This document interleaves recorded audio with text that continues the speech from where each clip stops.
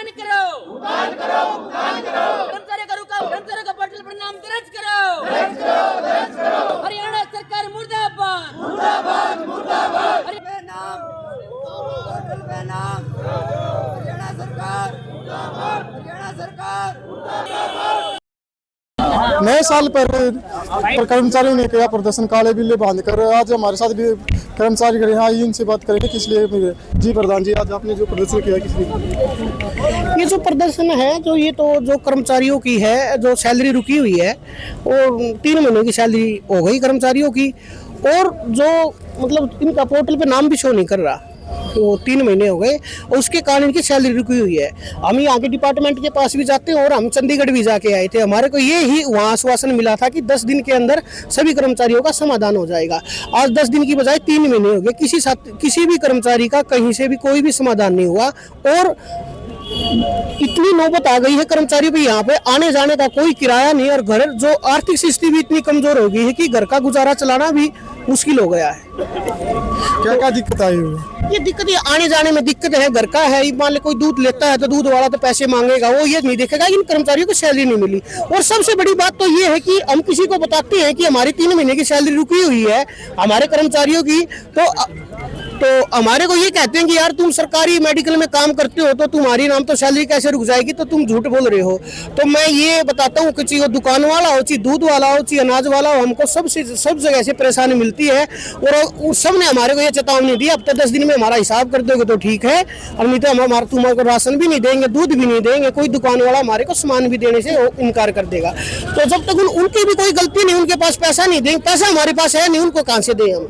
तो बड़ी आर्थिक स्थिति है। तो हम तो ये ही कहते हैं, यही मांग करते हैं, जल्द से जल्द हमारा रुका हुआ वेतन दे और हमारा पोर्टल पे नाम से हो, ताकि कर्मचारी अपनी नौकरी को सुरक्षित समझे। और सरकार से यही विनती करते हैं। आगे का अल्टीमेट क्या रहेगा अगर सरकार अपना मांगों को नहीं मानती? आगे का जो हमारा अल्टीमेट रहेगा कि जो सरकार की गाइडलाइन के हिसाब से 7 तारीख को सरकार को नाम तो सैलरी देनी होती है कर्मचारियों की, तो हमारे को जो डिपार्टमेंट ने आश्वासन दिया कि 7 तारीख आपका समाधान हो जाएगा, तो हम 7 तारीख तक बाट देखते हैं। अगर समाधान होता है तो ठीक है, नहीं हम किसी बड़े संगठन के साथ मिलकर इस आंदोलन को हम बड़ी रूपरेखा देंगे और आगे तक हम जाने की कोशिश करेंगे।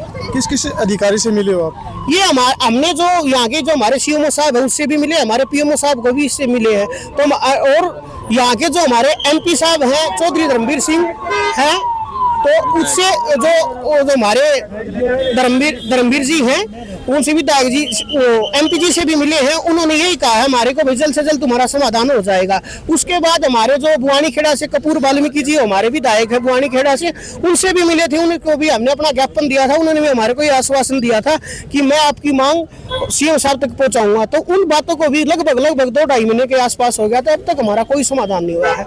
हमें कोई भी एमएलए एमपी हो सबको बता दिया है और सरकार को भी इस बात का पता है, क्योंकि जब संसद में खुला मुद्दा उठता है कि कच्चे कर्मचारियों के नाम तो हटाया ना जाए, उनका रुका वेतन ना दिया, तो संसद में मुद्दा उठता है। तो ऐसा तो कोई नहीं है हरियाणा के अंदर कोई अच्छी एमएलए हो, एमपी हो, सरपंच हो, सबको पता है इन कर्मचारियों को तकलीफ है।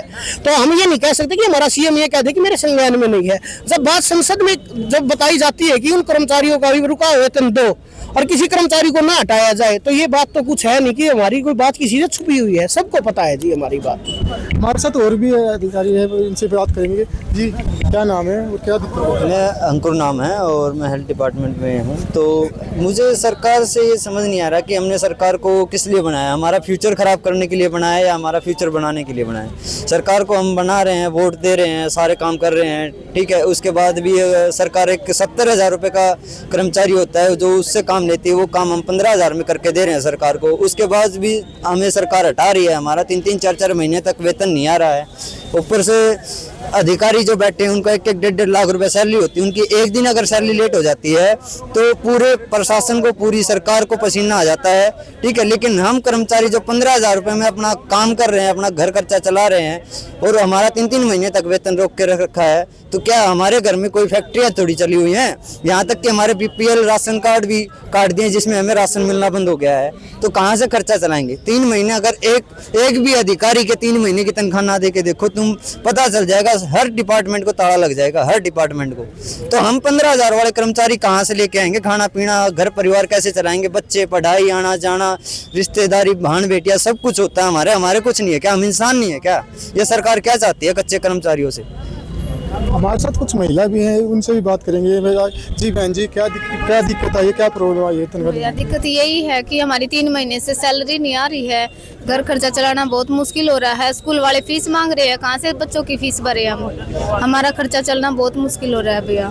तो हम इस सरकार से यही कहते हैं भाई हमारा एक तो पोर्टल पे नाम शो किया जाए, इसमें पे हमारी तनख्वाह डाली जाए, ठीक है। ये तो कर्मचारी जिनका साफ तौर पर कहना है कि अगर हमारी मांगों को नहीं माना गया जाता है तो हम आगे आने वाले समय में बड़ा आंदोलन करने के लिए तैयार रहेंगे। जगबीर दुग्गल, पंजाब केसरी।